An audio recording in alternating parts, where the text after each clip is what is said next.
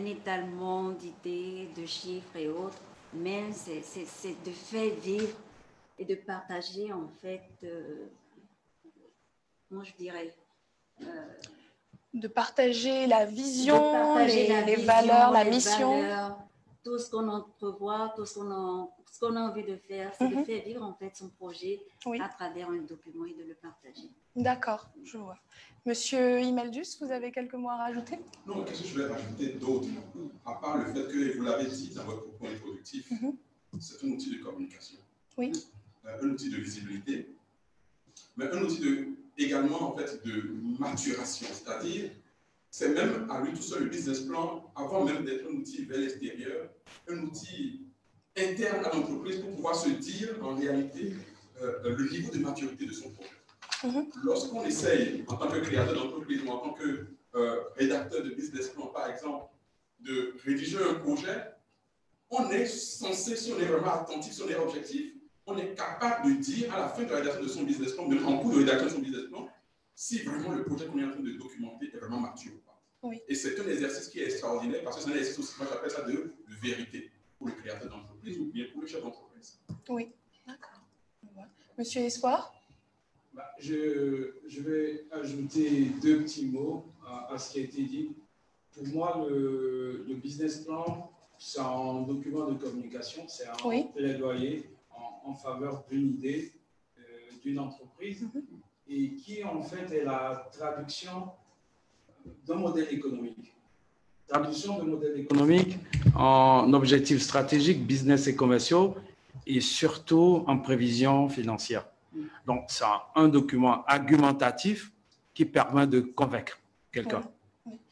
Mais qu'est-ce que vous pensez alors de cette tendance de plus en plus remarquée de ces dirigeants qui préfèrent, plutôt que de commencer avec un business plan, préfèrent tester un prototype de leur produit ou de leur service sur le marché, de voir comment le marché réagit en se disant qu'au final, le business plan ne sert pas forcément à quelque chose dès le début ou voire à rien du tout au final? Moi, je suis beaucoup plus de cette tendance-là. À tester. Ce que j'ajouterais, c'est que les deux vont de pair. Les deux vont de pair. On va dire qu'il y a aujourd'hui quelques chefs d'entreprise, des start-upers, qui préfèrent tout de suite aller sur le marché et tester, et après ils se cassent la gueule. Voilà, c'est bon, on continue pas, où ça marche. Et là, on commence maintenant à modéliser, à formaliser le business plan et tout le reste. Mais comme je disais tout à l'heure, le business plan est adressé à quelqu'un. Au départ, admettons que vous avez vous-même vos fonds, vous investissez sur vos fonds propres et tout, vous pouvez vous dire, je n'ai pas besoin de business plan, je sens l'idée, je sens le marché. Il y a un besoin sur le marché. Donc, c'est un feeling. C'est un feeling. Je vais chercher, je vais aller voir. On a des exemples, comme on l'a dit, on est au Bénin. Je connais un start-upper qui a lancé son business à Cotonou sans business plan. Comment ça s'appelle C'était les tricycles à Cotonou qu'il déplaçait tout le temps pour laver les véhicules. Triton. J'ai discuté longuement avec lui, rentré des États-Unis. Il dit, Espoir, je ne veux pas m'embarrasser de business plan, tout le reste. J'ai senti le besoin parce que je suis sorti plusieurs fois. En réunion, ma voiture était sale. Il n'y avait personne pour les laver pendant que j'étais en réunion. J'ai testé le produit sur le marché et ça a pris. Léa, si vous me permettez, alors déjà, en dehors de ce plateau, lui et moi, on se bat toujours par rapport à cet élément-là. Mais en fait, le business plan, comme un élément facultatif, a beaucoup d'inconvénients. C'est vrai, Espoir dit souvent qu'en fait, il empêche parfois certains projets d'éclore. Oui, je suis totalement d'accord. Mais dans un contexte comme le nôtre, où nous faisons face à une raréfaction des ressources financières, mais dans un contexte comme le nôtre, où les écosystèmes sont très mouvants, vous n'avez aucun environnement qui reste en fait figé. Alors, ne pas avoir la moindre préparation quand on est entrepreneur, quand on veut lancer l'idée, en fait, c'est en fait prendre le risque, en cours de déploiement de son idée, de son projet, de changer toutes les minutes. Moi, je prends, et je vous l'ai dit tout à l'heure dans mon propos introductif, le business plan, non pas avant même d'être un document pour les autres, un document pour le créateur ou le chef d'entreprise lui-même. Et parce qu'un document pour lui-même, alors il est important que même sans le regard de quelqu'un, ils soient en mesure de s'asseoir et de se poser les bonnes questions. Au fond, un business plan, c'est des questions et des réponses qu'on se donne et des réponses qu'on donne de façon très objective. Oui. Je pense, et pour rajouter un peu, se lancer dans un projet sans business plan, il faut déjà avoir les ressources soi-même. Parce que lorsqu'on se dit, je sais, je tâte, c'est qu'on a les moyens d'y aller. Mais lorsqu'il faut aller convaincre quelqu'un d'investir dans son projet, il faut avoir des arguments, il faut s'être préparé. Donc, tout dépend, je dirais, du mind dans lequel on est. Et on est prêt à prendre des risques totalement soi-même. Mais s'il faut embarquer quelqu'un dans ce risque, il faut pouvoir justifier. Donc là, il devient important d'avoir un document et de pouvoir convaincre. Donc, tout est une question, au final, quelque part, de prise de risque, à quel point on est prêt peut-être à prendre le risque de tester son produit d'abord et de voir si ça fonctionne, et de feeling, comme vous le disiez, Monsieur Espoir, si on sent que c'est quelque chose qui va faire un carton, on peut se dire qu'on peut se lancer. Il y a des projets qui, sur le papier ou dans la théorie, sentaient bons. Au fond, les projets qui échouent le plus vite sont les projets qui sont, moi je les appelle des projets faciles. Je les appelle des projets faciles, c'est-à-dire, voilà, c'est-à-dire à vue d'œil, vous vous dites, ah ça va marcher. Et à 99%, ces projets-là, en fait, ont échoué. Pour une seule raison, c'est que la personne le porteur de projet, qu'est-ce qu'il a fait? Parce qu'il a vu l'idée de façon presque messianique. Alors, en fait, il est parti par la porte la plus grande, c'est-à-dire la porte la plus facile. Il n'a pas pensé subtilité. Il n'a pas pensé, en fait, porte dérobée. Il n'a pas pensé complexité du marché. Et parce qu'on ne pense pas complexité du marché, en réalité, parce qu'on ne se pose pas des questions sur des barrières, les barrières sociologiques, les barrières concurrentielles, et bien, justement, on commet des erreurs. Justement, en parlant de subtilité, quels sont les éléments incontournables, disons, ou les parties différentes du business plan qui permettent justement d'identifier les subtilités, de les analyser et du coup de pouvoir avoir une vue d'ensemble plus claire sur son projet quand on établit son business plan? Imeldus et Espoir. Je peux commencer, n'est-ce pas? Oui, c'est vrai. Quand on parle de business plan et de complexité, on est en train de s'en rendre compte tout à l'heure. Il faut prendre en compte 4 éléments parce que le business plan est complexe justement à cause de ces 4 éléments.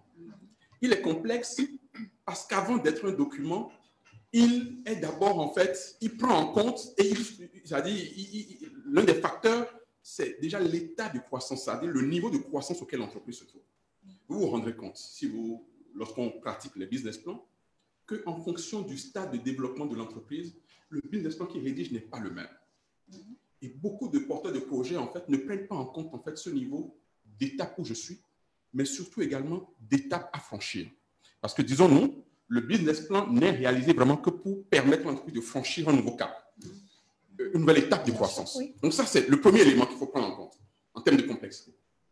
Deuxième élément, on l'a dit à plusieurs reprises tout à l'heure, c'est effectivement la personne à qui c'est destiné. Un business plan est destiné à soi-même, on l'a dit, à des investisseurs, à des partenaires, même des collaborateurs qu'on veut mobiliser, Donc voilà. Donc ça, c'est le deuxième élément. Le troisième élément qu'il faut prendre en compte, le troisième facteur qu'il faut prendre en compte et qui détermine forcément l'aspect complexe ou non d'un business plan, c'est le caractère innovant du marché sur lequel on va. Là également, vous ne documentez pas, vous ne vous posez pas les mêmes questions suivant que vous allez sur un secteur qui est mûr, qui est connu, que sur un secteur qui est totalement nouveau. Et enfin, le quatrième facteur qu'il faut prendre en compte, mais qui découle du troisième, c'est effectivement l'état de la concurrence dans le secteur. Oui. En réalité, là également, vous n'abordez pas un business plan de la même façon, suivant que vous êtes le énième compétiteur sur le marché ou que vous êtes le pionnier. Et ça, beaucoup de business plans gagneraient vraiment à chaque fois prendre en compte ces 4 paramètres-là, c'est un peu comme une équation, et à pouvoir vraiment se positionner de la meilleure des façons. Et tout à l'heure, si vous nous permettez, peut-être, on pourra, en fonction maintenant, en fait, de ces différents positionnements-là, chercher vraiment ce qui fait un business plan, ce qu'il y a dans un business plan. Oui. Je voudrais ajouter un élément qui est beaucoup plus en amont et que je conseille très souvent aux chefs d'entreprise ou aux entrepreneurs qui souhaitent rédiger, élaborer des business plans. Cet élément essentiel pour moi, c'est l'analyse du secteur. on a un peu parlé de l'analyse concurrence. L'analyse du secteur, l'analyse sectorielle qui permet en fait de pouvoir comprendre, jauger l'attractivité du secteur dans lequel on souhaite se lancer. Et comme d'habitude, les internes nous demandent, on a besoin d'outils. Un outil simple qu'on apprend très souvent, qu'on appelle les forces de porteur, mais qu'on apprend théoriquement, qu'on n'exploite pas, qui est un puissant outil pour pouvoir faire l'analyse sectorielle avec les forces de porteur, qui après finit par ce qu'on appelle l'hexagone sectoriel, qui est une sorte de notation qui permet de pouvoir noter l'attractivité du secteur. Et lorsque vous vous rendez compte que le secteur n'est pas attractif, ça ne vous arrange pas parce que après, pour rédiger le business plan, vous avez besoin de ça. Et donc, que ce soit le banquier ou le business angel, l'une des premières choses qu'il regarde souvent, c'est l'attractivité du marché. Est-ce que ce marché, aujourd'hui, il y a quelque chose à prendre encore? Ou c'est dans 25 ans, dans 30 ans, que vous pouvez espérer gagner de l'argent sur ce marché-là? Il est très important et souvent, on ne le fait pas. Un deuxième élément qui est important pour moi, encore en amont, c'est l'étude du marché. L'étude de marché, c'est pas vraiment de pouvoir recruter des statisticiens, mais sans être formalisé, c'est quelques tests que l'on fait sur ce marché-là pour comprendre le marché, pour dresser des besoins d'abord, pour voir s'il y a des personnes, des consommateurs susceptibles de consommer mon produit. Et lorsque nous parlons de produits, très souvent, encore une fois, beaucoup pensent que le business plan, c'est uniquement dresser tout ce qui est innovant, tout ce qui est innovateur et tout. Nous avons aujourd'hui des business plans qui concernent, par exemple, une boulangerie. Franchement, qu'est-ce que vous pouvez réinventer aujourd'hui? Tout est réinventé en boulangerie. Mais après, ce que vous allez montrer, c'est vraiment de faire voir la marge que vous pouvez générer, la zone où vous vous trouvez. Tout ça, c'est très important. Et le dernier élément, pour moi, essentiel, avant de se lancer dans la rédaction du business plan, c'est également de pouvoir comprendre son modèle économique. Oui. D'ailleurs, en parlant de modèle économique, est-ce que vous pouvez nous parler un petit peu de la différence, du coup, entre un business plan et un business modèle économique? Parce que je pense que pour certains, les termes ne sont pas très clairs. Donc, pour qu'on puisse un petit peu connaître la différence. Absolument, c'est une confusion qui se fait au quotidien. Je vais commencer par, tout à l'heure, je disais qu'en amont, il faut pouvoir déjà réfléchir à son business model. Le business model, clairement, et de façon prosaïque, c'est comment est-ce que l'entreprise génère de la valeur et le revend sur un marché. Comment est-ce que l'entreprise génère du profit?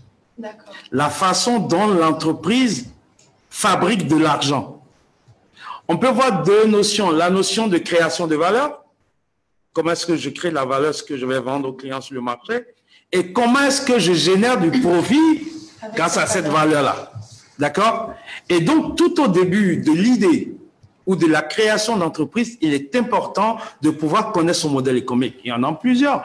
Et les modèles économiques ne sont pas que je vais dire, innovants comme on le pense aujourd'hui, qu'il n'y a que des modèles Uber, qu'il n'y a que des modèles de freemium. Il y a des modèles anciens, la production, où on produit et on revend. Il y a un modèle économique, c'est de faire de la marge énormément ou de produire en volume et de faire une économie d'échelle pour pouvoir dégager des marges. Et les banquiers adorent ça. Je sais que madame aime bien lire ces choses-là. Et donc, c'est important, c'est des business sûrs, c'est des modèles économiques sûrs et qu'il faut avoir. Et donc, le business plan vient en fait traduire ce modèle économique, cette valeur que vous créez, le profit que vous pensez dégager, comment vous voulez gagner de l'argent, en objectifs stratégiques, business, commerciaux et en prévision financière. De façon prosaïque, c'est ce que je peux dire pour le moment de sans les autres. Juste pour appuyer un peu, hein, le business model, il vient vraiment en amont du business plan. Parce qu'il faut savoir ce que je produis, qu'est-ce que je gagne, et le matérialiser après par les prévisions financières et tout le reste. Oui. Comment je me démarque de la concurrence, parce que, Espoir l'a dit tout à l'heure, la boulangerie, c'est pas ce qui manque. Donc, en ouvrant ma boulangerie, quel est le plus que j'apporte à la cible à laquelle est destinée cette boulangerie, quelle est ma valeur ajoutée et comment est-ce que je m'organise maintenant pour atteindre ces objectifs de vente, ces prévisions. Oui. Donc, le business model, c'est un document stratégique qui vient vraiment en amont du business plan. D'accord. Donc, le business model, si j'ai bien compris, c'est quelque chose que l'on détermine bien avant la rédaction ou l'élaboration de son business plan. Mais c'est quelque chose qui fait partie intégrante du business plan. Absolument, absolument. Et des fois, je vais très loin, je dis même, tant que vous n'avez pas trouvé votre modèle économique, n'allez pas rédiger de business plan. D'accord, d'accord. Donc, on a parlé d'études de marché, études de la concurrence, analyse du secteur, élaboration de son business model. Maintenant, parlons un petit peu rédaction du business plan. Est-ce que vous pensez qu'il y a une forme idéale de rédaction du business plan et quels sont pour vous donc en dehors de ce que nous avons déjà mentionné et peut-être pour avoir une idée un peu plus structurée de comment ça se présente dans le business plan même, les différents segments incontournables pour vous d'un business plan? Je préfère laisser le maître. Non, alors le business plan, modèle type ou schéma type, non, il n'y a vraiment pas. Nous pourrions faire en fait 1000 business plans différents pour 1000 projets. Au contraire, dans la rédaction de business plan, il faut à tout prix éviter le modèle. Oui. Parce que le modèle a cette faculté de vous enchaîner, de vous empêcher en fait de mouvoir, d'être obligé en fait de mettre votre projet dans une case. Mais il y a une logique, et tout à l'heure on l'a bien dit, il y a une logique dans le business plan. Le business plan comme un élément pour convaincre, le business plan comme un élément pour soi, un élément pour les autres, mais ça veut dire qu'avant tout, le business plan est parti de l'intérieur. Alors, vous me permettrez, moi, tout à l'heure, de plutôt m'accentuer sur d'abord ce que c'est qu'un business plan brut, non encore destiné à quelqu'un. Oui. C'est-à-dire, les questions auxquelles vous répondez vous-même. C'est-à-dire, c'est un business plan que vous écrivez juste vous-même pour pouvoir vous assurer que votre projet tient la route. Et à ce niveau-là, il y a un élément qui est très important dans le business plan, effectivement. Ne regardez pas encore l'ordre. L'ordre dans lequel on présente le business plan à l'extérieur est différent. Nous allons y revenir tout à l'heure. Mais je parle de l'ordre dans lequel, en fait, on fait le business plan pour soi. Parce qu'on commence avant tout par le marché, le besoin. Est-ce qu'on en a parlé tout à l'heure? Mais il faut pouvoir le structurer. Tout à l'heure, je vous montrerai un modèle, vous allez voir les questions qu'il faut se poser. Mais ces questions, il faut se les poser non pas de l'angle du porteur du projet que vous êtes. Il faut toujours se poser ces questions de la perspective, en fait, des clients.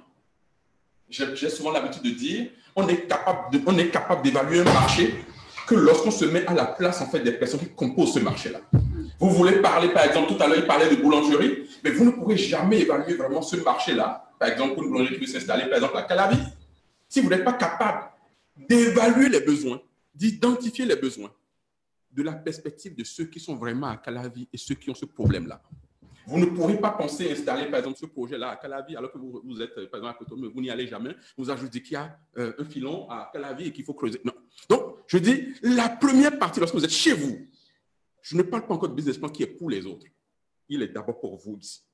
Donc, c'est le marché, le volume, les besoins, le volume, les besoins, qu'il faut qualifier avec, effectivement, l'espoir le disait tout à l'heure, a dit les profils types. Quand je dis profil type, c'est qu'il faut presque, en fait, faire un croquis et décider de, en fait, mon client type ressemble à quoi? Mon client type à quel âge? Mon client type, en fait, il est marié, il est célibataire. En fait, quels sont les problèmes qu'il a dans sa vie? Parce que forcément, si votre solution, sur votre projet, sur cette boulangerie dont parle Espoir, ne prend pas en compte le fait que, oh non, mais ce sont des personnes qui travaillent tous à Cotonou et qui, en fait, ont besoin peut-être de leur pain depuis 6 heures du matin ou bien 5 heures pour pouvoir faire le sandwich du petit, ils vont ouvrir à 10 heures. Ou bien ils vont ouvrir à 8 heures en pensant que, ben, en fait, c'est là maintenant. Donc, marché, besoin, volume. Ça, c'est le premier élément. Mais face à ce marché, en face, automatiquement, il vous faut vos produits et services, au fond, ou bien vos solutions et services. J'aime plus parler de produits aujourd'hui parce que le produit n'est rien sans solution à côté. Le produit n'est rien sans service. C'est pour ça que j'aime parler plutôt de solution, parce que pour moi, solution englobe, en fait, produits et services. Le produit brut comme ça, en fait, a perdu toute sa valeur. Donc, il faut à tout prix penser solution. Quelles sont les solutions que j'apporte à ces gens-là? Donc, deuxième étape dont il faut à tout prix s'occuper. Lorsque vous avez effectivement fait cela, il faut revenir encore en arrière. Et maintenant, vous demandez, oui, j'ai les besoins, j'ai mes solutions. Mais qui sont ceux qui sont là? C'est-à-dire, quel est l'existant? C'est-à-dire, dans la démarche, dans l'ordre chronologique, ne vous demandez pas encore, c'est-à-dire, ne finissez pas l'analyse de concurrence, c'est-à-dire au départ. Dès que vous pensiez, en fait, besoin, non, pas encore. Vous ne pouvez vraiment faire une bonne analyse concurrentielle que lorsque vous avez déjà vous-même, en fait, une petite idée de ce que vous avez comme solution à apporter. Parce que justement, ce que vous comparez, ce n'est pas vous en tant qu'entité et vos concurrents. C'est ce que vous avez comme solution et les solutions de vos concurrents. Ce n'est pas des concurrents bruts comme cela, mais ce sont donc les solutions apportées par ces gens-là avec tout ce qui est alternatif, tout ce qui est substitutif, donc à ce que vous proposez. Ça, c'est vraiment la troisième étape. Ce n'est que lorsque vous avez fait cela que vous pouvez penser maintenant, OK, j'ai les trois premiers éléments, j'ai les trois premiers intrants. Voici ma solution. Comment je gagne de l'argent? Comment je gagne de l'argent? Justement, depuis la troisième étape, vous avez forcément, quand vous avez fait l'analyse de concurrence, la réaction immédiate, c'est de chercher ce qui vous distingue. Je n'en parle plus parce que ça va de soi. Si, après la troisième étape, vous maintenez votre positionnement, vous maintenez que vous voulez partir, c'est que vous avez forcément trouvé ce qui vous distingue, forcément. Donc, à partir de la quatrième étape, vous pensez maintenant, comment je gagne de l'argent? C'est le business model dont parlait tout à l'heure Espoir et Madame Hassani. Et ce n'est qu'à partir de ce point-là que vous pouvez vous dire, OK, j'ai l'ossature de mon business plan. Et vous pouvez commencer maintenant à rédiger le business plan en vous demandant maintenant, OK, voilà comment je gagne de l'argent, voilà les objectifs que j'ai. Alors, quelles sont les stratégies qu'il me faut? Quelles sont les astuces qu'il me faut pour pouvoir en fait réussir à exister, à vivre, à me créer, à me déployer, à me faire connaître, à aller chercher les clients, ainsi de suite. Et ça, ce sont les stratégies que moi j'appelle opérationnelles. J'ai préparé un outil, je ne sais pas si quelqu'un peut manipuler les fichiers que nous avons là. J'ai préparé un outil un peu barbare qui est un peu comme un tableau là. Je ne sais pas si vous y avez accès.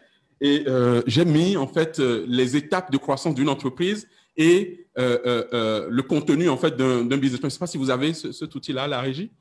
C'est un tableau, c'est une image. Bon, si vous ne l'avez pas, c'est pas grave. Mais vous pouvez nous l'expliquer. Voilà, ça aurait été très bien que les internautes puissent l'avoir sous les yeux pour pouvoir voir. Mais oui, ne vous en faites pas, vous l'aurez en fait, dans les emails. En fait, lorsque vous êtes une entreprise en démarrage, lorsque vous êtes à l'étape idée, start-up, maintenant c'est là, je viens à votre question, quand vous êtes à l'idée start-up et autres, forcément, quand vous avez fait tout ce qui est interne à vous, votre business plan que vous commencez à présenter aux autres, en réalité, c'est le sommaire. C'est la description de vous et de votre entreprise. C'est également le marché qui vient en troisième position. Ce sont vos produits et services, ce sont les stratégies opérationnelles, ce sont les innovations que comporte votre projet. Et enfin, ce sont les projections financières. Au fond, ce n'est pas juste les projections financières, c'est les projections à la fois en tant que vente et son résultat, c'est-à-dire les ressources, l'argent. Mais suivant que vous êtes en démarrage, comme je vous disais tout à l'heure, suivant que vous êtes en fait en accélération, ou suivant que vous êtes en fait mature et en recherche de nouvelles croissances, au fond, ces 7 segments ou sections du business plan n'ont pas la même importance. Je vous donne un exemple. L'entreprise qui est en croissance, ou bien qui est à l'étape start-up, sa description en fait n'a pas beaucoup d'importance. Parce que ceux à qui il s'adresse, c'est dommage que nous n'ayons pas l'outil, ceux à qui s'adresse le porteur de projet, l'entreprise qui est en démarrage, en fait, n'ont pas tant besoin vraiment d'être convaincus par qui il est vraiment. Parce que qui il est n'a pas vraiment tous les éléments pour pouvoir convaincre. Mais par contre, le marché va être déterminant. Alors, c'est ça que vous mettez en évidence. Alors que vous allez voir, les entreprises un peu plus structurées, déjà matures, elles, dans leur business plan, ils vont accorder beaucoup d'importance à la description de l'entreprise, à la présentation de leur réalisation, de qui ils sont.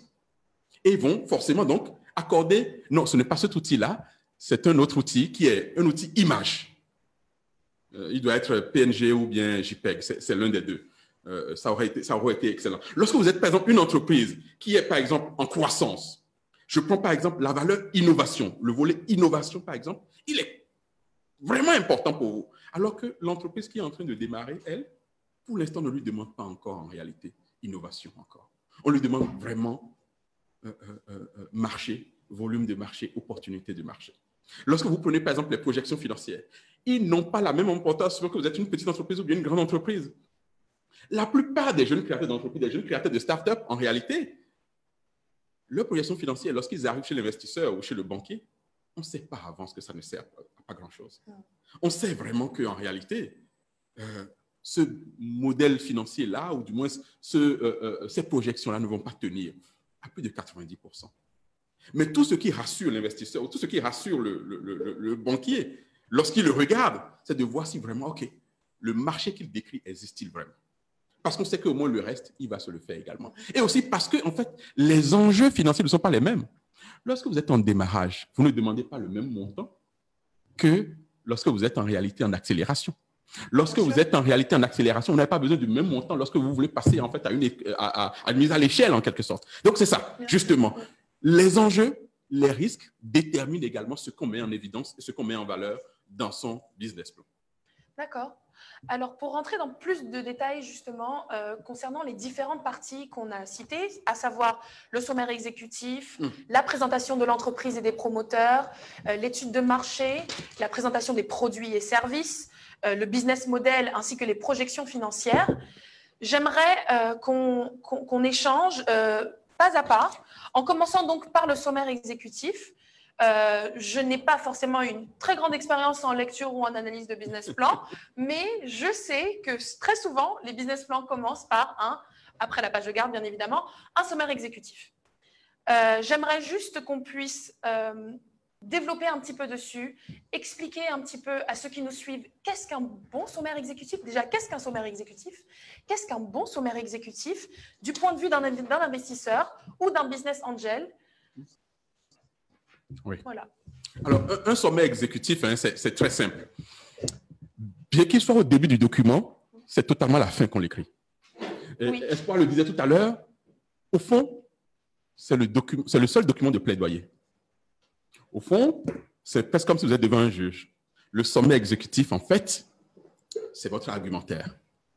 Le sommaire exécutif, en fait, c'est ce que vous voulez à la fin.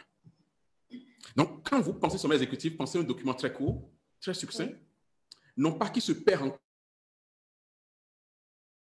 Pensez plutôt, en fait, ce qui permet d'accrocher l'investisseur ou bien l'interlocuteur que vous avez de vous. J'ai vu beaucoup de... Vous savez, j'ai vu beaucoup de business plans qui ont été jetés à la poubelle avant même, en fait, d'être lus, parce qu'au sommet exécutif, en fait, la personne n'a pas su capter, en fait, l'attention. Lorsque vous avez quelqu'un, comme Mme Hassani, je suis sûr, Mme Hassani, vous en recevez peut-être une 50aine par mois. Elle n'a pas le temps pour tout lire. Alors, le problème, en fait, à ce niveau-là, c'est de pouvoir, dès le sommet exécutif, voir des éléments clés, notamment du marché, je vous le disais tout à l'heure, notamment du marché, de la solution, de l'innovation qu'elle représente. Et après, ne finissez jamais un sommet exécutif sans avoir énoncé, en fait, quelques éléments financiers. Pas tout le tableau financier, pas du tout, mais sans avoir tout au moins expliqué en réalité quelles sont les performances économiques et financières que vous attendez du projet. Voilà. Mais comme vous l'aviez dit tout à l'heure, disons, l'importance et le poids des différentes parties importantes du business plan va dépendre du projet, de l'activité, de l'entreprise. Ça peut dépendre de plein de facteurs. Bien sûr. Donc, au final, le sommaire exécutif doit également refléter cela. Il va forcément, je suppose, peser un petit peu plus, soit vers l'étude de marché, soit sur les éléments qui sont les plus importants du business plan, n'est-ce pas? Au fond, le sommaire exécutif comble la lacune qui se soulève dans la tête, en fait, du lecteur à la lecture du titre du projet. Je vous prends un exemple totalement idiot. Je sais que le projet existe, mais même s'il est un projet semi-public, un opérateur économique décide en fait de mettre en place un projet de gazoduc pour relier le Bénin, le port de Cotonou, au Niger. C'est un projet fou, ça. Son sommet exécutif parlera de quoi? Son sommet exécutif parlera-t-il de comment est-ce qu'on va régler les problèmes de foncier sur la route? Non. Est-ce que son sommet exécutif parlera vraiment de comment est-ce que nous allons faire en réalité pour pouvoir en fait construire, quels matériaux nous allons utiliser pour pouvoir construire? Non, pas vraiment. Mais son sommaire, dans un projet qui est pharaonique comme celui-là, vous voyez, quand vous le dites en même temps, vous vous dites, waouh, ça va coûter très cher. Waouh, c'est pour qui vraiment? Oh, waouh, ça va coûter très cher, ce n'est pas rentable. Donc, forcément, face à un projet comme celui-là, vous levez les premières barrières, les premiers freins. Ah, la demande existe. Vous essayez de monter, en fait, mais vous savez, aujourd'hui au Bénin, quand vous regardez, par exemple, tous les camions citernes qui quittent le Burkina, le Niger et autres, là, qui viennent pour, en fait, s'approvisionner en réalité en carburant chez nous, ça fait tel poids économique. Livrer les stations-service qui sont au nord du pays, ou même les stations nationales, ça représente un coût faramineux. Et en réalité, en mettant en place un gazoduc ou un oléoduc, en fait, on est capable de diminuer. Donc, vous présentez les avantages comparatifs du projet très vite.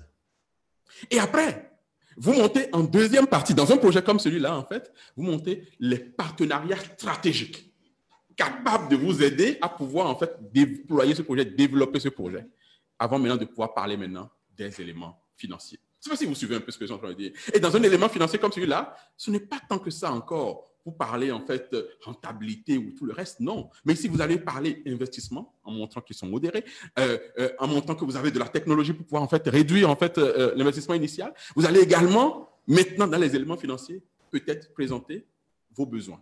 Qu'est-ce que vous voulez? Qu'est-ce que vous attendez de la personne à qui vous avez envoyé ce projet? Voilà un sommet exécutif qu'on va faire pour un projet comme celui-là. Si je veux venir à une échelle totalement réduite, nous sommes en train de parler de boulangerie tout à l'heure. Je veux faire un sommet exécutif pour un projet de boulangerie à Kassato. Il n'y en a pas, par exemple. Mais dans ce projet-là, je n'irai pas expliquer en fait en quoi est-ce que le pain est très important pour le quotidien des gens. Nous le savons, ça. Mais par contre, ici, je parlerai vraiment de Kassato, du volume de population que ça représente, nouvelle ville en développement, localité en développement. Je parlerai du fait qu'il n'y a personne pour l'instant qui le fait encore. Vous voyez, on met en avant ce qui, à l'évocation du projet, représente en fait un gap, représente en fait l'interrogation première. Et après, maintenant, on présente son argumentaire. C'est vraiment un document d'argumentaire, le sommet exécutif. D'accord, merci. Le sommet exécutif, je dirais que c'est l'accroche. C'est ce qui pousse en fait à aller lire le reste du document pour savoir comment ça va se traduire. Donc, au niveau du sommet exécutif, c'est voici ce que je veux faire, voici pourquoi je veux le faire, voici mon besoin de financement, et voici ce que je gagne de ce besoin de financement-là. Donc, ces différentes parties qu'on regarde dans le sommet exécutif motivent en fait à aller lire tout ce qu'il y a dans le business plan. Donc, c'est vraiment l'accroche, c'est ce qui attire et emmène à aller lire, à regarder. C'est comme un teaser vidéo voilà, un pitch. C'est un pitch écrit en fait. Oui.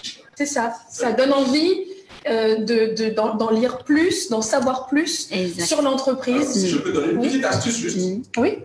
Faites comme moi. Dans un sommet exécutif, je ne fais jamais que du texte. Je résume le projet en graphique.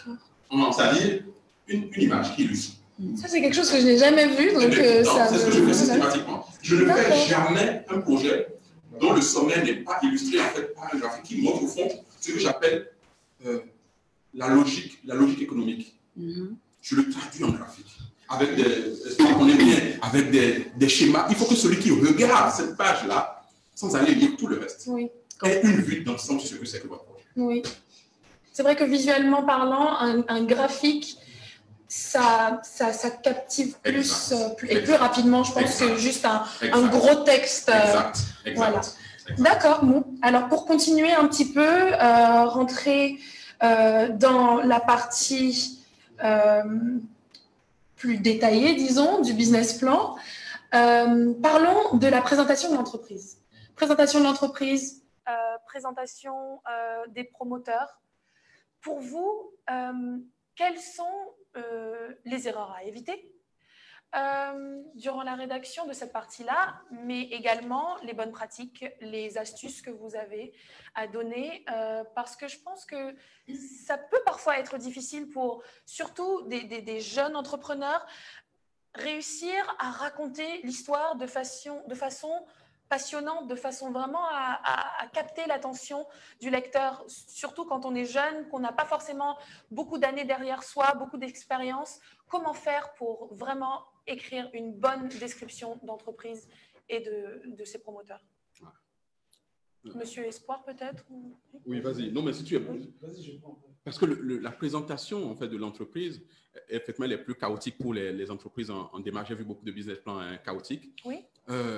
Parce qu'effectivement, ils n'ont pas grand-chose à vendre. Et du coup, ils n'arrivent pas à savoir quoi vendre, en fait. Les grandes entreprises, elles vous mettent juste une plaquette institutionnelle à côté. Et vous avez vu la plaquette et c'est terminé. Voilà. Alors, on vous dit présentation de l'entreprise, présentation du promoteur et autres. La jeune entreprise a deux défis. Dans un contexte de business plan destiné à lever les ressources, le défi principal qu'a la jeune entreprise, c'est un défi de crédibilité. Exact. Alors, sa présentation institutionnelle ne vise que ça, c'est-à-dire inspirer confiance. Et c'est là que je vous demanderai, comment inspire-t-on confiance? Avec quoi inspire-t-on confiance? Ce n'est pas en disant, oui, créé en 2012, nous avons un registre de commerce numéro, voici notre site internet. C'est du temps perdu, ça ne sert à rien. Effectivement, la présentation de l'entreprise ici, c'est, Madame Assaline en parlait, le storytelling, raconter l'histoire, l'origine, pourquoi, le why, c'est-à-dire l'ambition. Pourquoi nous avons créé ça? Rapidement, très vite, il faut le dire dès le départ. Pourquoi l'avons-nous fait cette entreprise? Quelle est sa mission, sa raison d'être? Ça, c'est vraiment un des éléments importants. Deuxième niveau maintenant, qui compose cette entreprise? Moi, j'appelle ça les personnes clés. Beaucoup de gens n'arrivent pas à réussir ce défi-là et on tourne en fait le business plan autour de l'ego trip en fait du chef d'entreprise. C'est moi, c'est moi, c'est moi, je suis le plus puissant, j'ai fait ci, j'ai fait ça. Mais généralement, ça ne sert à rien. Parce que ce que beaucoup d'investisseurs, de banques, de partenaires financiers savent, c'est qu'en fait, ce qui pousse vraiment, ce qui motorise un projet, ce n'est pas tant que ça celui qui le dirige. C'est les ressources clés qui sont en dessous et qui l'appuient. Et donc, du coup, dans les personnes clés, il faut rapidement montrer, en fonction du domaine que vous couvrez, que en fait, vous avez les expertises pour couvrir les différents champs d'intervention du projet ou de l'entreprise. Vous voulez demander à la clé peut-être beaucoup d'argent et vous n'avez pas géré beaucoup d'argent. Alors, montrez que vous avez l'un des financiers les plus capés de la place. Vous êtes une entreprise des secteurs technologiques. Montrez que vous avez pu débaucher peut-être le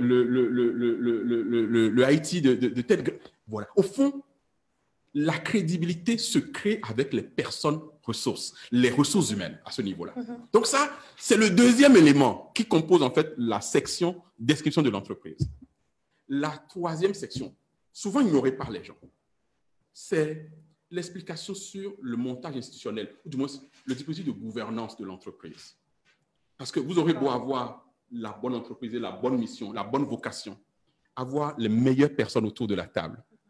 Mais si vous n'avez pas une gestion qui est adaptée au projet et à ce dans quoi vous êtes, en fait, vous ne réussirez pas à délivrer. Et c'est pour ça que le dernier élément que moi je trouve, en tout cas, pour en fait la description de l'entreprise, c'est de montrer en fait le schéma de gouvernance, montrer en fait le dispositif de pilotage de l'entreprise de façon générale et les rapports de fonctionnalité, les rapports de fonctionnalité en fait entre les différentes entités du... Exactement. D'accord. J'aimerais ajouter un petit point concernant les personnes clés sur quelques erreurs que habituellement nous rencontrons également. C'est par rapport aux startups aujourd'hui, technologiques surtout. Je suis un peu leur défenseur ici. L'erreur que je rencontre souvent sur les cas que je coach, c'est au niveau réellement des personnes clés où nous trouvons, comme il a dit tout à l'heure, tous les IT à 10 ans, 15 ans d'expérience qui ont travaillé avec Google, Facebook, tout ce que vous savez. On a des développeurs qui ont travaillé avec les grosses boîtes du Bénin et tout, mais très souvent, il y a une personne clé qui manque à ces startups. Et je pense qu'il leur crée souvent plus de problèmes que tout. Et ce rôle clé qui leur manque, c'est très souvent le commercial, le business developer. Vous avez le super produit, projet technologique, vous avez tout ce qu'il faut de meilleur qui puisse construire, et parmi les personnes clés, personne pour vendre. Oui.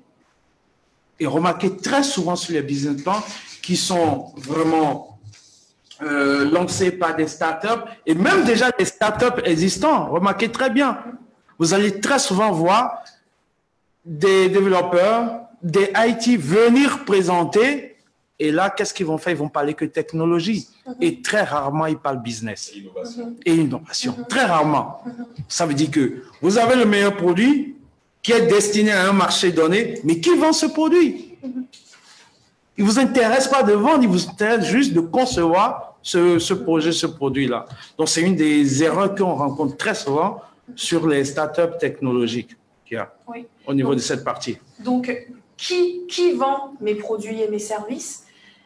Ça, j'ai bien compris. Et maintenant, ça me donne envie, donc, du coup, de continuer sur la section. Je reviendrai à la section études de marché tout de suite après. Mais là, je trouve que c'est une suite logique sur la présentation des produits et services. Donc, c'est important de savoir qui vend les produits et services, mais c'est également important de savoir ce qu'on vend, de pouvoir expliquer aux clients, comme vous l'avez dit, quand on rédige ou élabore un business plan, il faut qu'on se dise que le client doit pouvoir comprendre notre business plan, donc que le client puisse comprendre ce que l'on vend, les produits et services que l'on vend. Cette partie-là du business plan. Les produits et services. Exact. Cette partie du business plan est très importante aujourd'hui pour les entreprises, surtout lorsque vous êtes une nouvelle entreprise qui arrive sur un marché. La question qu'on va vous poser et qu'on pose très souvent, c'est il y en a sur le marché. Vous avez des concurrents sur le marché. Comment est-ce que vous allez vous différencier? Et c'est en ça que lorsque Imedus parlait tout à l'heure de solutions, c'est vraiment ce qu'il faut. Aujourd'hui, on ne parle plus en marketing trop de production, on parle de séduction. Même lorsque c'est un produit tangible que vous lancez, on parle de servition parce que autour de ce produit, il va y avoir des services. Et c'est là, véritablement, que vous allez faire la différence. Et également, essayez toujours sur un marché donné de regarder le couple produit-segment. Segment de marché, je veux dire. Essayez chaque fois de pouvoir lier un produit à un segment marché donné et de le retraduire dans votre business plan. Un produit destiné à tous les Béninois, personnellement, pour moi, n'a pas été très bien conçu. Il peut y avoir le même produit destiné à tous les Béninois, mais ce produit avec les services autour peut être différent lorsque je suis en face d'un fonctionnaire ou lorsque je suis en face d'un start-upper, je suis en face d'une catégorie socio-professionnelle élevée, lorsque je suis en face des dirigeants, et c'est très important de le notifier dans le business plan. Nous avons un produit, mais que nous différencions suivant les cibles, suivant les clientèles que nous avons sur le marché. Et après, cette partie devient plus facile lorsque vous avez vraiment réussi votre analyse de marché, lorsque vous avez vraiment réussi votre étude de marché. Et comme je le disais tout à l'heure, l'étude de marché, ce n'est pas absolument de pouvoir recruter des statisticiens. Je suis en ce moment sur un cas d'une grande entreprise et vu que nous recevons beaucoup d'internautes qui nous demandent d'être pratiques, je travaille avec un consultant qui est ici sur un projet d'une grande entreprise où nous avons réalisé une étude de marché. Au départ, l'entreprise nous disait, nous voulons une étude de marché sur toute l'Afrique ou sur l'Afrique subsaharienne. Comment est-ce que vous voulez, si je vous fais une facture sur une étude de marché sur l'Afrique subsaharienne, ben, on sera dans les 1 milliard pour réaliser cette étude de marché, s'il doit passer de pays en pays. Et là, on a essayé de les conduire à repenser l'étude de marché, plutôt à penser l'analyse de marché. Et à travailler beaucoup plus, non pas par pays, par hub de pays. Et cette étude que nous avons réalisée, étude de marché, analyse de marché, qui est en même temps une projection sur le marché africain du secteur dans lequel nous sommes, nous a permis de comprendre à un niveau donné, mais aujourd'hui, il existe tellement d'études, de perspectives sur ces marchés que nous avons été obligés de racheter des études pour pouvoir conforter l'étude que nous avons réalisée nous-mêmes sur ce marché-là. Cette étude étant faite, on a pu montrer réellement à ce client qu'en réalité, le produit que tu veux vendre, tu ne pourras pas le vendre sur ce marché. Tu es trop en retard. C'est impossible de vendre ce produit-là sur le marché. Tu peux l'entourer de tous les services que tu veux, mais si c'est le même modèle économique qu'aujourd'hui, je prends un exemple assez poussé quand même, je prends le cas de MTN, Télécom. Franchement, vous me donnez tout ce qu'il faut aujourd'hui pour concurrencer MTN au Bénin, je vais réfléchir par 2 fois. Voilà ce que je veux dire. Donc, on était dans un cas pareil. Et donc, notre rôle après cette étude de marché est qu'on a eu des métriques, on a eu des informations qui ont dit clairement, vous ne pouvez plus lancer ce produit-là. Vous l'avez déjà lancé et vous constatez que ça ne marche pas. Notre étude de marché nous révèle que aujourd'hui, ça ne sert à rien de lancer ce produit et les services que vous voulez autour. Et qu'est-ce que nous avons fait? Nous avons retravaillé tout le modèle économique. Donc, l'étude de marché ne vient pas juste conforter mon produit initial que je veux lancer ou le service initial que je veux lancer. L'étude de marché peut m'amener à changer catégoriquement de produits et de services, à voir autrement ce couple produit-marché et de regarder également la concurrence qu'il y a autour du produit et service que je vais lancer. J'imagine également que l'étude de marché, si l'étude de marché peut conduire à revoir, pivoter, disons, sur les produits et services que l'on vendra, j'imagine également que l'étude de marché peut avoir un impact sur le business model, ou modèle économique que l'on utilisera pour pouvoir rentabiliser et vendre, disons, le produit et le service. Exactement. Je dis par exemple, je veux lancer un restaurant à Fidjrosset. Qu'est-ce que je vais faire? Habituellement, qu'est-ce que les gens font? Je vais lancer un restaurant, je vois la concurrence. Il y a 15 restaurants, ce n'est pas bon. Et ça, c'est une erreur qu'on a l'habitude de faire parce qu'on fait une étude de marché plate. Qu'est-ce que je conseille souvent et que je fais souvent? Je vais chercher sur le marché de besoin. Pas juste sur le marché concurrentiel de non, sur le marché du besoin.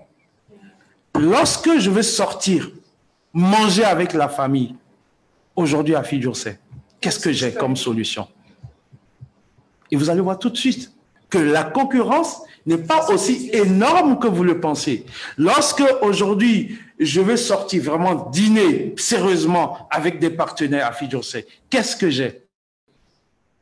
Mais si vous partez dès le début sur restaurant à Fidjrosset, vous avez 10 000 restaurants à Fidjrosset qui vous empêchent. Ce qui pousse parfois certains créateurs, ils sont en train de chercher en fait le no man's land, c'est-à-dire l'endroit où il n'y a pas de restaurant par exemple. Ils vont dire que c'est seulement là que je. Mais sans se demander justement cette question de. Je t'ai coupé, mais c'était pour dire justement cette question de la valeur ajoutée et de l'unicité, de la différenciation et du besoin effectif. C'est tellement vrai. C'est tellement vrai. Pourquoi le business model est vraiment important et c'est le point de départ même. Et c'est le point de départ même du business plan. Il est vraiment important de savoir qu'est-ce qu'on veut faire et quel est l'élément de différenciation par rapport aux concurrents. Et comment on va le vendre? Parce qu'il y a aussi des façons, il y a de plus en plus de modèles innovants, de business models innovants. Vous parliez tout à l'heure du modèle freemium qui est de plus en plus en vogue en ce moment. Et c'est quelque chose qui, au début, a fait fureur. C'est quelque chose qui a pu faire la différence entre deux produits ou services quasiment identiques, mais la différence en termes de performance était énorme. En termes de performance, mais forcément, ça pousse l'entreprise à se dire, OK, suis-je suffisamment bon financièrement pour pouvoir tenir le modèle premium? Le premium est un modèle budgétivore qui vous demande en fait d'avoir de la trésorerie, en fait, d'avoir des trésors de guerre. Mais une chose que je dois dire pour accompagner ce que disait tout à l'heure Espoir par rapport à l'étude de la concurrence. Vous voyez, la question de la concurrence ne doit pas être abordée seulement en tant que concurrent, personne physique. Souvent, dans les business plans, qu'est-ce que nous voyons? Je veux mettre en place un restaurant, alors je liste en fait mes 3 concurrents prioritaires. Voilà, ils sont ci, ils sont ça, et on vous demande leur force, et vous dites, souvent on n'est pas objectif. Vous savez jusqu'où cette analyse de la concurrence devrait aller? Lorsque vous pensez concurrent, demandez-vous en fait quel est l'argent qu'il a? Quelles sont ses ressources humaines? Quelles sont ses relations? Mais non seulement ça, en réalité. Quand vous pensez, vous aussi, Vous pensez votre solution et ses faiblesses. Ne vous demandez pas seulement, en fait, oui, mon produit est innovant. En fait, on a vu plein de projets innovants mourir, en fait. En réalité, ce qui fait durer le projet, la plupart du temps, est loin du projet. Ce qui fait durer ou ce qui fait vivre l'entreprise est loin de la solution ou du service lui-même. C'est pour ça que tout à l'heure, vous nous avez posé une question sur les solutions et les produits, mais on est encore allé loin. Parce que dans la réalité, le meilleur produit ou le meilleur service, la meilleure solution, a encore besoin pour pouvoir en fait vivre, pour pouvoir se déployer vraiment durablement, d'avoir en fait le bon modèle économique, mais qui lui dépend du positionnement stratégique, du positionnement de l'entreprise dans l'environnement concurrentiel. Oui. Est-ce que vous me suivez? Je comprends. Et qui dépend au final, comme vous l'avez mentionné quand on parlait du premium, qui dépend également des moyens que l'on a. Des moyens que vous avez. Et des moyens que la concurrence a. Il ne faut jamais minimiser cela. Exactement. Parce que quand vous déployez votre projet, voilà, la création de ce restaurant, mais vous savez, vous mettez votre restaurant en place ou bien la boulangerie dont on parlait en début de conférence, mais les concurrents réagissent automatiquement. Donc, si les concurrents réagissent, ils vont réagir avec leurs moyens, ils vont réagir également avec ce qu'ils ont déjà comme réseau. Ce n'est pas vous venez, vous installez, vous avez tué le marché. Non, ce n'est pas comme ça. Voilà. Et également, j'aimerais ajouter quelque chose. Également, c'est dans les deux sens. Très souvent, on n'aime pas la concurrence. On n'aime pas la concurrence dans le sens où on se dit plus il y a de concurrents, plus le marché, l'attractivité du marché est fort et on a moins de business à faire. Et à partir du moment où vous avez beaucoup de concurrents, dites-vous tout de suite que vous n'êtes pas sur la bonne voie. Pourquoi? Je travaille sur un projet où on a tellement poussé très loin notre solution, notre offre, que nous ne trouvons pas de concurrents. Ça fait 2 semaines, j'essaie de faire l'analyse concurrentielle, j'arrive pas. Parce qu'on a poussé, on a fait une analyse plate au départ, où on a vu tous les concurrents, tous les types de concurrents, il y en avait plein. À partir de ce moment, qu'est-ce que je commence à faire? Je commence à faire ma sélection, à travailler sur mon produit et service, à créer ma solution, de sorte que cette solution, comme madame l'a dit tout à l'heure, ne rencontre pas, avec les différents points de différenciation, ne rencontre pas réellement de concurrents directs. Et lorsque je commence à arriver là, c'est là où je commence à être content, je fais du travail. Ouais. Et donc là, je commence à dire, je fais du travail. En me disant, vu que je ne trouve pas assez de concurrents, lorsque je vais me retrouver devant un banquier, devant un business angel qui va me sortir, qui sont tes concurrents? Je peux bien lui montrer que mes concurrents ne sont pas directs. J'ai des concurrents indirects et voilà pourquoi j'ai des concurrents indirects sur ce secteur-là. Et également, lorsque vous avez des concurrents dans un environnement donné, il est très important que vous ayez des concurrents. Aujourd'hui, le marché de e-commerce en Afrique de l'Ouest, il y a quasiment plus de concurrents. Étant dirigeant d'une start-up qui est dans le e-commerce, et nous on le sent au quotidien, parce que le marché ne grandit pas. Plus il y a de concurrence sur un marché donné, plus vous avez des personnes qui parlent du produit, du service ou des modèles économiques dans le secteur qui font que vous poussez le secteur loin. Mais s'il n'y en a pas, que vous êtes le seul, vous travaillez beaucoup plus. Ouais. Et donc, il faudrait qu'il y ait absolument de concurrence sur le marché. Vous cherchez à vous différencier du concurrent. Et la plupart du temps, pour nous, par exemple, qui sommes des startups technologiques, la question qu'on nous pose en parlant du freemium, c'est quoi votre modèle économique? On m'en pose tous les jours. Comment est-ce que vous gagnez de l'argent? Comment est-ce que vous gagnez de l'argent et quels sont les moyens que vous avez au départ pour lancer votre projet? Et ce sont des composantes, disons, importantes à prendre en compte quand on est en train de se lancer, et également le financement. Comment est-ce qu'on va financer son projet? Donc, je propose qu'on bascule sur ça parce que c'est l'objet de beaucoup de questions. Nous avons reçu énormément de questions liées au financement. Donc, juste avant qu'on passe aux questions, voilà, exactement. Juste avant qu'on passe aux questions, j'aimerais juste que l'on parle un petit peu des tableaux financiers qui font partie également du business plan, des prévisions financières, avant de basculer sur d'autres questions également qui sont liées au financement de projets. Donc, en tant qu'expert des métiers de la banque, pour vous, quelles sont les données essentielles qu'un entrepreneur doit prendre en compte dans ses prévisions financières afin d'avoir des données efficaces? Alors, en tant que données que le promoteur doit tenir compte dans ses prévisions, le marché, il est important. Parce que lorsque nous prenons les prévisions financières d'un client, nous essayons de voir quand même si les données que nous avons en face répondent quand même à une logique. Est-ce que c'est des données réalistes et réalisables? Est-ce que les projections sont faites dans les normes données? Parce que, quoi qu'on dise, le projet est dans un secteur donné quand même. Pour aller rapidement, je dirais également qu'en termes de tableau financier, il y en a 3 principalement. Il y a le tableau du flux de trésorerie qui nous montre en fait comment l'entreprise génère sa trésorerie et comment elle l'utilise d'une année à une autre. On a le bilan prévisionnel qui montre en fait l'évolution de l'actif et des ressources du client sur un certain nombre d'années. On a le compte de résultats qui nous montre en fait les performances de l'entreprise également sur un certain nombre d'années. Mais ce qu'il faut retenir, c'est que tous ces tableaux doivent suivre une logique donnée. Les hypothèses de base doivent être logiques d'un tableau à un autre. Donc, c'est ces études-là que nous faisons une fois qu'on a le business plan. Et ces études, ces tableaux également doivent répondre à la logique de l'histoire du business plan et du business model. Donc, c'est une cohérence, comme disait Espoir et Imeldu tout à l'heure, c'est la retranscription chiffrée de tout ce qui avait été écrit avant. Donc, les chiffres ne viennent pas après, les chiffres viennent juste caricaturer ce qui a été écrit au niveau rédactionnel. Oui.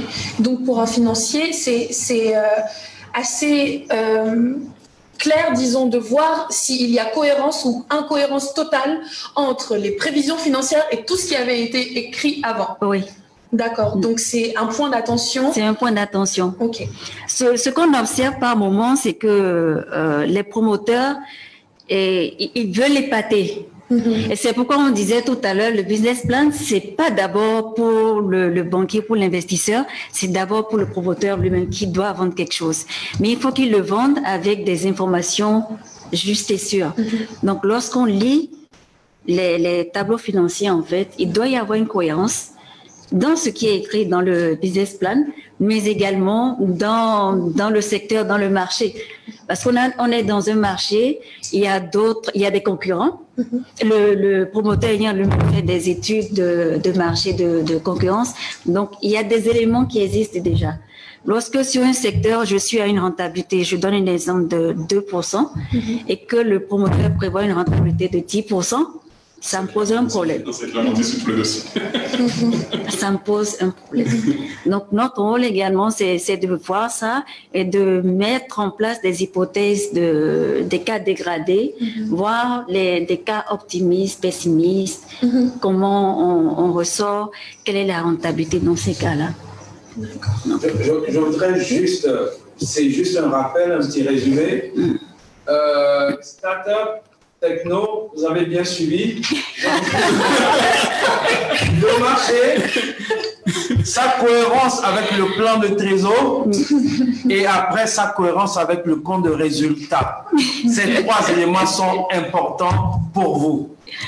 Bon, alors, je dois quand même, à la suite de ce que Mme Assemi a dit tout à l'heure, quand même apporter une petite nuance quand même. Ces éléments financiers, les tableaux financiers, leurs différents indicateurs, la plupart du temps n'ont pas beaucoup de sens en fait sans le mode de financement choisi. En réalité, j'ai vu beaucoup de projets ne pas être rentables en fonction du mode de financement que nous avons choisi, en fonction du mode de financement qu'a choisi en fait le promoteur. Certains projets ne sont pas faits pour être financés par la banque. Il faut que nous le comprenions. Certains projets seront forcément déficitaires en termes en fait de déficitaires, non, mais pas viables, pas déficitaires forcément, ne seront pas viables parce qu'ils seront asphyxiés malheureusement par le service de la dette. Parce qu'en réalité, aujourd'hui, quand vous recevez un financement de la banque, en réalité, vous avez des contraintes, vous avez en fait des amortissements en fait, qui sont déjà prévus et des taux en réalité qui sont non pas exorbitants, non, ils ne sont pas exorbitants, ils sont modérés quand même pour l'écosystème que nous avons, mais quand même qui sont difficiles pour un projet. Lorsque vous avez un projet qui a un taux de rentabilité interne au total de 10% et que en fait, le service de la dette lui-même déjà le positionne déjà à 8%, en fait, qu'est-ce qu'il lui reste à la fin en réalité? Il va s'asphyxier au cours de route, en cours de route. Donc en réalité, moi je le dis, pour que dans les tableaux financiers, les porteurs, les promoteurs de projets puissent en réalité chaque fois prévoir plusieurs scénarios de financement. Avant même cela, c'est-à-dire avant même les tableaux financiers, moi je veux vraiment mettre l'accent sur le modèle de financement, le mécanisme de financement des projets qu'il faut vraiment aller étudier, qu'il faut vraiment aller étudier, qu'il faut vraiment prendre en compte. Ça c'est le premier élément. Le deuxième élément, et il faut que je le dise quand même, et Madame Hassani me corrigera si je me trompe, mais la plupart du temps, lorsque vous êtes promoteur de projet, que vous envoyez un business plan à un investisseur, sachez-le, l'investisseur reprend systématiquement votre tableau financier. Il le reprend. Oui, ça c'est vrai. Donc forcément, en tout cas, moi j'ai reçu encore un business plan de vous là, il y a quelques jours. Je le reçois et je dis, mais ce monsieur a pensé que ça a dit qu'on le financerait sans reprendre. Mais du coup, tout ce qu'il aurait pu mettre en évidence, par contre, qui aurait pu, moi, dès le premier regard, me dire où je vais, il ne l'a pas fait. Donc, l'idéal plutôt, c'est dans les tableaux financiers vraiment de ne pas être dans les gros chiffres en fait sur 15 ans, sur 20 ans, non. Dans un business plan vraiment, à moins que ce soit pour vous, mais pour l'investisseur en réalité, restez vraiment sur des ratios. Restez vraiment sur en fait des indicateurs. Parce que la plupart du temps, que ce soit la banque le reprendra, mais quand c'est même des investisseurs, la plupart des investisseurs des capital risqueurs et autres, en fait, ils reviendront dans le business plan avec vous, ils le referont avec vous, votre tableau financier, vous le reprendrez avec leurs experts financiers.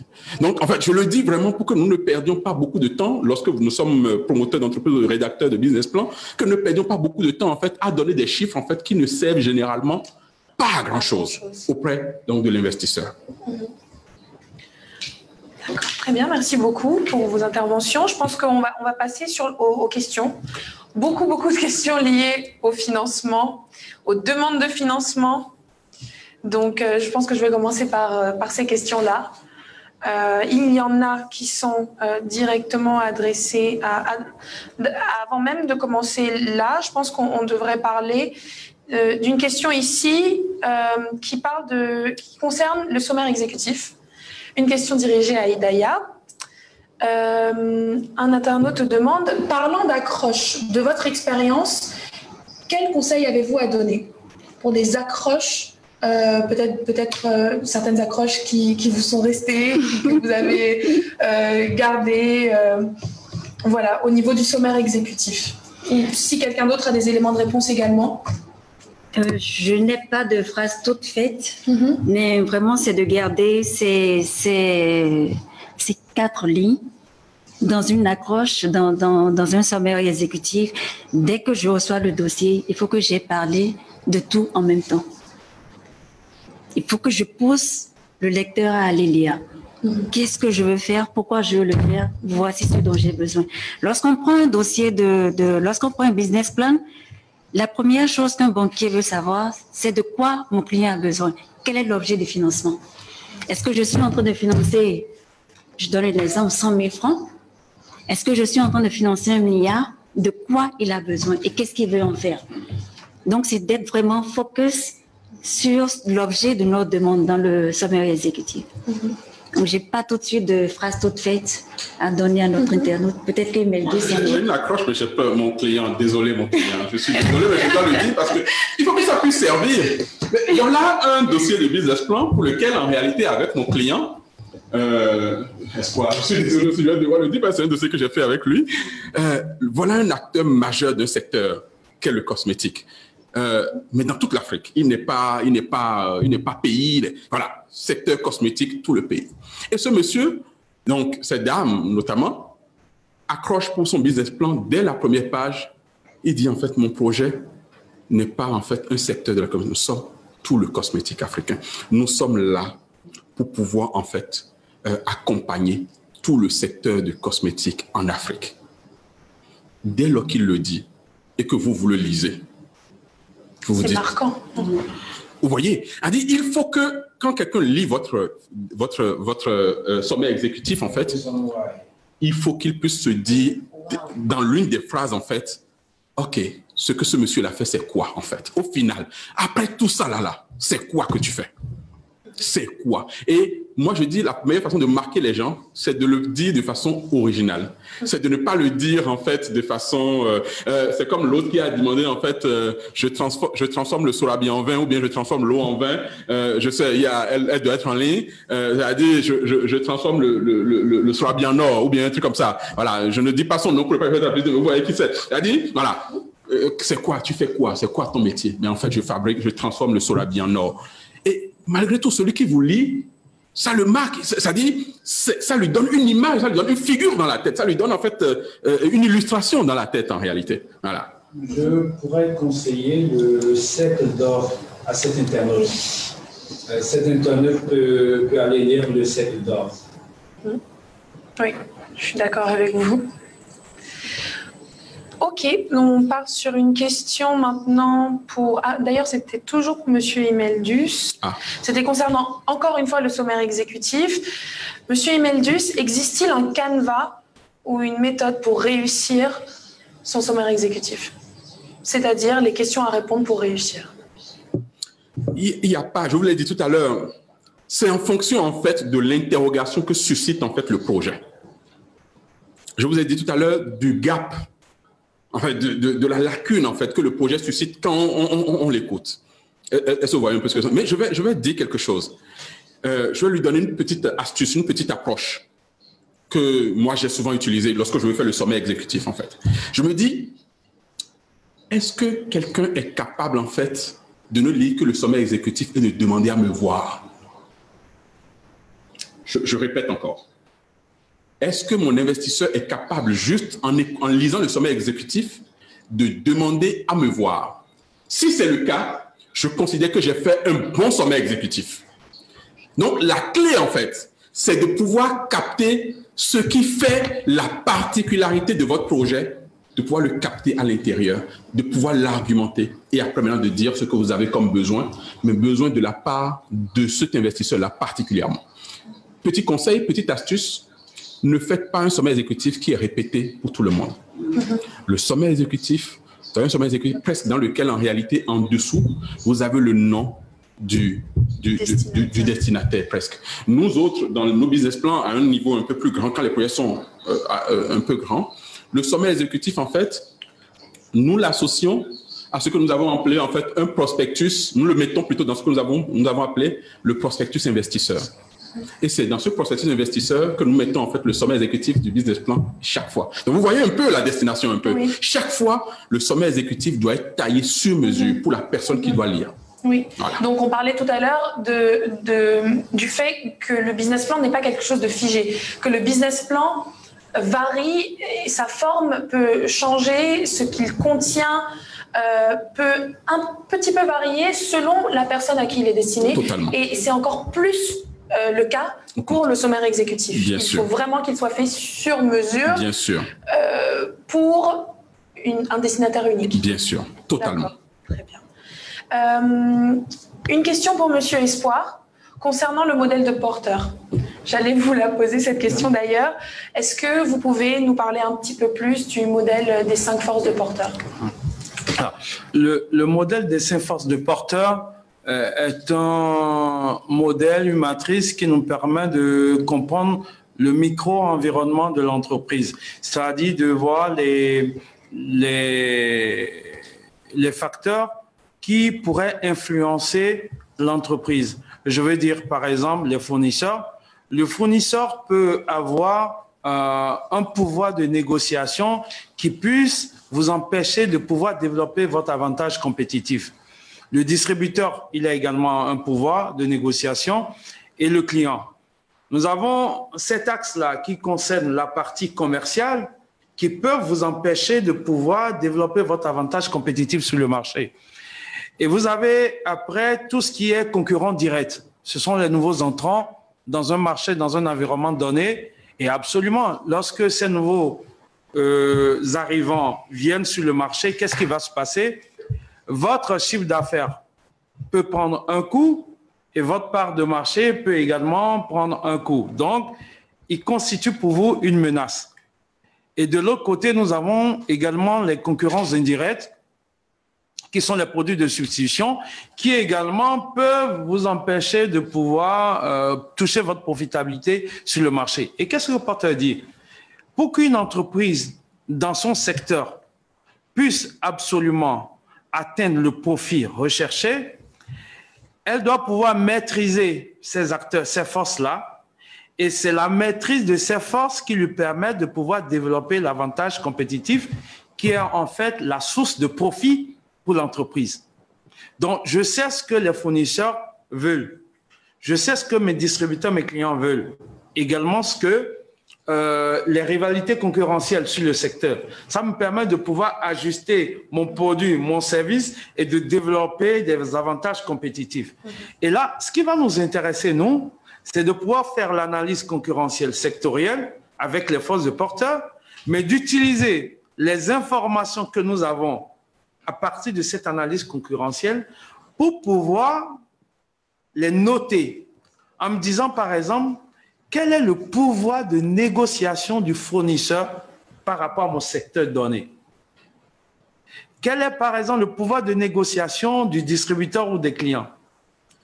Quel est le niveau de menace de la concurrence directe et quel est également le niveau de menace de la concurrence indirecte? Et quel est le niveau des rivalités concurrentielles sur le secteur? Et à chaque élément, j'affecte un point. Et alors, concernant les hexagones sectoriels, on va avoir alors une figure à 6 parties. Plus la surface de cette figure est grande, ça veut dire que les rivalités concurrentielles, le secteur est tellement concurrentiel que l'attrait du marché est moindre. Vous voyez, moins la surface est grande, ça veut dire que plus il y a d'attrait. Et ça, c'est important pour que, dans un premier temps, l'entrepreneur ou le chef d'entreprise puisse le constater. Et je vais finir en 30 secondes. J'ai eu un client il y a quelques années qui avait eu la chance de rencontrer un brasseur en Allemagne qui lui avait proposé 20 conteneurs de bière pour l'Afrique de l'Ouest et qui était prêt à payer ces conteneurs de bière et les développer sur le marché. Et tout de suite, nous avons fait l'analyse sectorielle de la bière au Bénin et au Togo. On a dessiné les hexagones concurrentiels et je lui ai dit tout de suite, cher ami, c'est de l'argent que tu veux gaspiller. La concurrence est énorme. Et encore, on a pu constater que les consommateurs ne consomment pas des bières parce qu'il y a de la promo. Ils se fidélisent, ils sont fidèles à la bière. Je bois de la Henken, même si vous me vendez Beaufort 10 à 500 francs, il ne va pas boire du Beaufort, il boit de la Henken. Et donc, entrer avec un produit, qu'il soit moins cher, qu'il soit bon marché, ne vous permettra pas de pouvoir en fait imposer ce produit sur le marché. Et les hexagones, nous le montraient très bien. C'est un outil très, très important que je ne vois pas beaucoup parce que je l'ai remarqué chez plusieurs entrepreneurs qui n'est pas utilisé, mais qui a un outil de première efficacité pour lancer son projet sur un marché. Merci. Une autre question pour vous. Cette fois-ci par rapport au business model. Un internaute demande... je vais vous la lire parce que je trouve qu'elle est assez bien écrite. Quand l'homme en costume disait qu'il faut avoir son moyen de financement avant d'écrire son business plan, qu'il nous dise comment avoir un business économique avec une idée d'entreprise. Je pense que ce que l'internaute essaye de comprendre, c'est comment on peut tester son business model avec une idée juste de projet ou de produit ou de service. Comment est-ce qu'on peut savoir, avant qu'il y ait trop de casse, si son business model est adapté? Je le disais tout à l'heure, je suis très entrepreneur Et donc, j'essaie de partager un peu, après plusieurs années d'échecs, ce que j'ai subi sur plusieurs marchés. Voilà. Après, bien sûr, plusieurs années d'échecs. Et donc, et aujourd'hui, lorsque je parlais de la formalisation du business plan, faudra bien me comprendre, je ne nie pas l'importance du business plan. Je parlais juste de la partie formalisation. Pour ce qui me concerne personnellement, il est clair que dès que j'ai une idée d'entreprise, que j'ai un projet, je commence tout de suite à comprendre le marché. Je commence tout de suite à faire des études de marché, mais ces études ne sont pas formalisées. Je lui conseillerais, par exemple, d'utiliser Monkey Survey. Parce que nous sommes des entrepreneurs. Nous n'avons pas les moyens d'engager un cabinet d'études. Qu'est-ce que j'ai l'habitude de faire? Sur Facebook, via LinkedIn ou à travers l'emailing, je vais utiliser Monkey Survey pour poser 4 ou 5 questions qui vont me permettre de pouvoir présenter mon modèle économique aux gens, de voir si les gens adhèrent à ce modèle économique. Voilà ce que je veux dire. Et les réponses que j'aurai reçues à partir des emails que j'ai envoyés, à partir des formulaires de Monkey Survey, me permettent de savoir, par exemple, que en disant que je veux lancer une solution de repas à Cotonou où, par exemple, je dis, vous n'allez pas payer la livraison, je vous offre, par exemple, une salade de fruits ou je mets, par exemple, mon plat à 1500 francs et que c'est fait avec telles conditions, est-ce que les gens sont prêts à consommer, à acheter chez moi? Et je prends les segments marché que j'avais fait et j'essaye avec 200, 300 personnes de comprendre combien de personnes sont prêtes à pouvoir acheter ma solution ou mon produit. Et donc, c'est mon modèle économique que je suis en train de tester de cette façon-là, ce marché. Et quand je vous dis qu'on a une idée, on va directement sur le marché, ce n'est pas exactement ça. Vous avez une idée, vous avez certainement demandé à votre entourage, à vos parents, à vos amis, et voilà. Mais à partir du moment où vous n'avez pas les moyens de formaliser cette étude-là pour pouvoir rédiger votre business plan, vous n'avez même pas les moyens de pouvoir rédiger tout ce votre business plan, et que les petites études que vous avez faites vous consolident que le projet que vous avez en tête intéressant, vous pouvez déjà faire des prototypes et y aller. Je l'ai plusieurs fois fait et je dépense, moi, je me sais que je me suis cassé la gueule et je m'arrête là. Ou je dépense, moi, je lance, ça prend et après, je peux gagner de l'argent. L'idée, c'est de ne pas enfermer les jeunes start-upers parce que lorsque vous les recevez, la plupart du temps, ce qu'ils vous sortent, ou les jeunes entrepreneurs, je suis à l'étape de business plan et je demande aux gens de m'aider, ils ne veulent pas. Ça fait un an et demi que je suis en train de rédiger mon business plan. Qu'est-ce que tu cherches en fait? Tu lui demandes. Je veux demander un financement à la banque. Mais tu as une société d'e-commerce. La banque ne te financera jamais. Au Bénin, je veux dire. Parce que je sais, j'ai une start-up d'e-commerce. J'ai un cash burn d'à peu près sur toute l'Afrique de 40 millions. Je le dis clairement. Quelle banque va financer ça? Et je vends à peine pour 2 millions par mois. Mais c'est clair, aucune banque ne me financera. Ouais. Donc aujourd'hui, comme on disait tout à l'heure, il est clair que certains business ne passeront pas par le financement de la banque. Il faut chercher des financements alternatifs. Ouais. Et certaines personnes, je crois, pensent qu'en ayant présenté un projet à la banque et ayant été leur dossier ayant été rejeté, ils se disent ok, c'est une mauvaise idée, je la jette à la poubelle, elle vaut rien, je laisse tomber. Et je pense que on a montré aujourd'hui c'est qu'en fait ils auraient jamais dû créer le projet tout simplement. Mais je veux compléter ce que disait tout à l'heure Espoir par rapport. Je prends juste un aspect dans ton développement par rapport au prototypage. Votre question, Léa, c'était par rapport au fond à comment quand même tester son modèle économique sur le marché. On ne peut pas, c'est-à-dire, on ne pourra jamais le survey monkey ou en tout cas les tests à distance sont la première étape, mais il n'y a jamais rien de mieux que de le tester sur le premier client, 2, 3 clients. Je prends un restaurant par exemple, vous dites que vous voulez créer un restaurant, vous voulez servir par exemple du poulet pas cher dans Feed Yourself, commencez déjà à le faire c'est-à-dire à petite échelle, sans pas grand-chose en réalité. Les meilleurs projets, et là par contre je le dis sous le contrôle de Mme Hassani, les meilleurs projets, peu importe le niveau où vous êtes, peu importe en fait le besoin de financement que vous avez, sont les projets en fait qui, même à petite échelle, non pas qui sont rentables, mais génèrent des revenus. C'est la génération de revenus en fait que regardent les investisseurs. Et ils regardent donc la génération de revenus et regardent en face en fait le potentiel du marché. Ce sont les deux là qui font l'équation en fait du financement. Vous ne pourrez jamais avoir en fait du financement si vous n'êtes pas capable de montrer que même à petite échelle, même vis-à-vis de 2 clients, 3 clients, 10 clients, que vous êtes capable en fait de tenir. Et si vous n'êtes pas capable enfin de montrer que en réalité, ces 10 clients que vous avez déjà, ceux que vous avez testés, en réalité, il y en a 1000 autres comme ça. Voilà, ce sont les deux éléments de l'équation en fait de financement. Et après, ça dépend aussi, c'est pas parce qu'on laisse tomber l'idée que ça veut dire qu'on pense réellement qu'on n'est pas sur le bon chemin.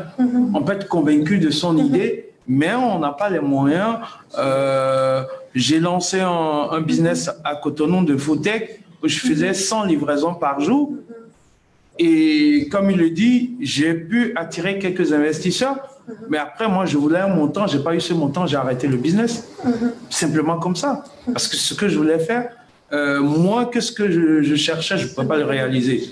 Ce n'était plus le même projet. Et donc, voilà, j'ai trouvé que ce n'était pas la peine. Donc, certains peuvent laisser et peut-être revenir plus tard sous une autre forme. Il aime tellement parler de lui. Sous une autre forme, mais voilà.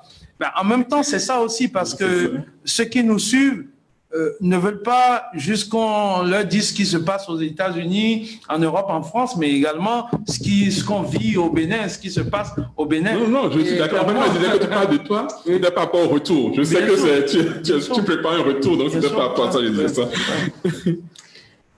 Alors, quelques questions pour Mme Hassani.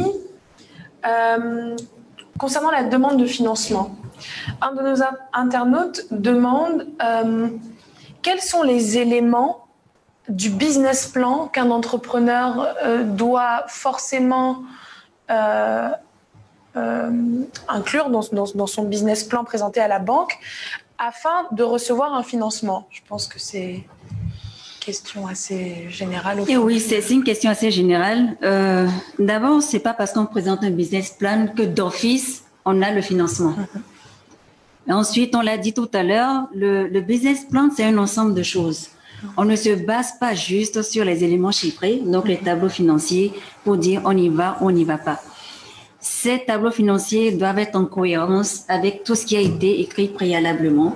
Donc, commençons par le summary exécutif, la présentation du produit, comment je vends, le marché, la concurrence, c'est tout ça qui détermine.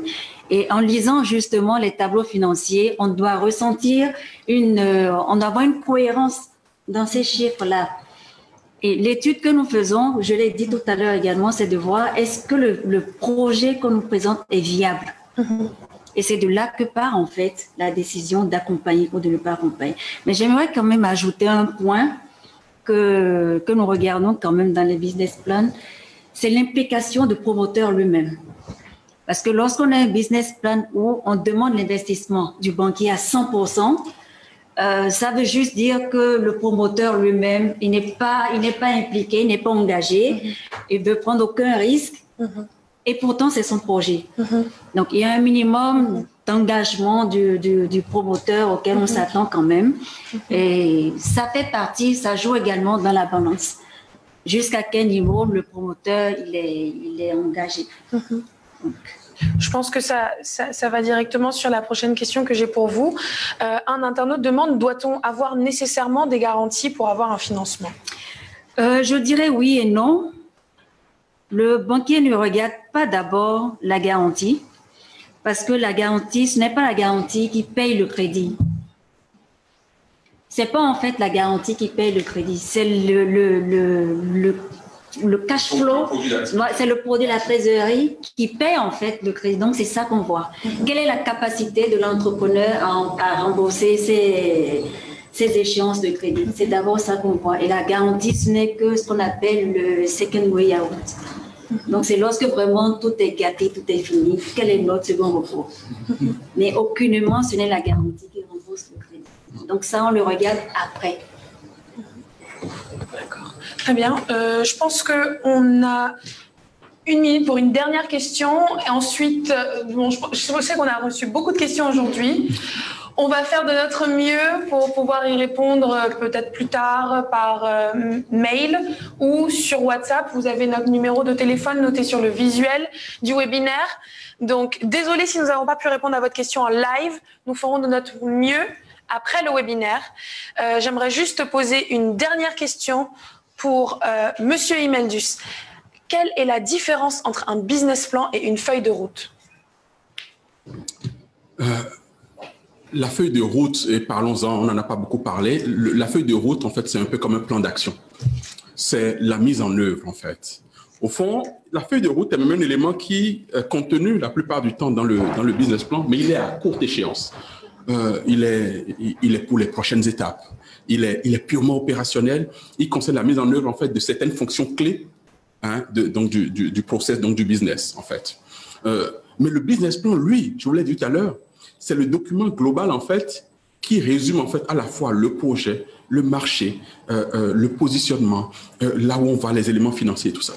La feuille de route est contenue dedans et a pour objectif, en fait, de montrer à l'interlocuteur, à la banque, à l'investisseur ou au partenaire, en fait, le calendrier qui accompagne, en fait, l'atteinte des objectifs qu'on s'est dit là, avec les actions clés à mener, les résultats qui en sont attendus et, en fait, les objectifs qu'ils vont produire.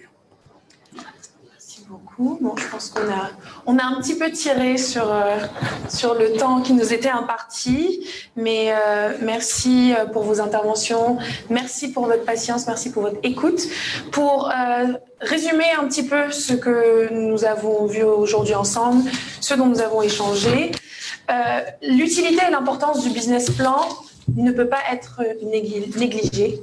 Le business plan est un document important autant pour le promoteur et pour l'entreprise, pour qu'elle puisse fixer sa stratégie, qu'elle puisse s'assurer d'avoir balayé les différentes études nécessaires pour être confortée dans l'utilité de son projet, l'utilité de ce qu'elle veut entreprendre. C'est également un document important de communication qu'il faut élaborer quasiment sur mesure selon le destinataire du business plan. Il n'y a pas de structure fixe de business plan. Tout dépend de différents facteurs comme la taille de votre entreprise, l'âge de votre entreprise, la maturité du secteur et du marché sur lequel vous voulez vous lancer, le produit ou le service que vous vendez. Mais il y a quelques éléments très importants à prendre en compte lorsque vous êtes en train d'élaborer votre business plan, à savoir le sommaire exécutif, la présentation de votre entreprise et des promoteurs, l'étude de marché, la présentation des produits et des services, le business model et les projections financières. Donc, je pense que nous avons pu tout balayer aujourd'hui. Je pense que ça a été une séance très, très intéressante et informative. Merci à tous pour votre implication, pour votre collaboration et à bientôt. Merci. Merci. Merci.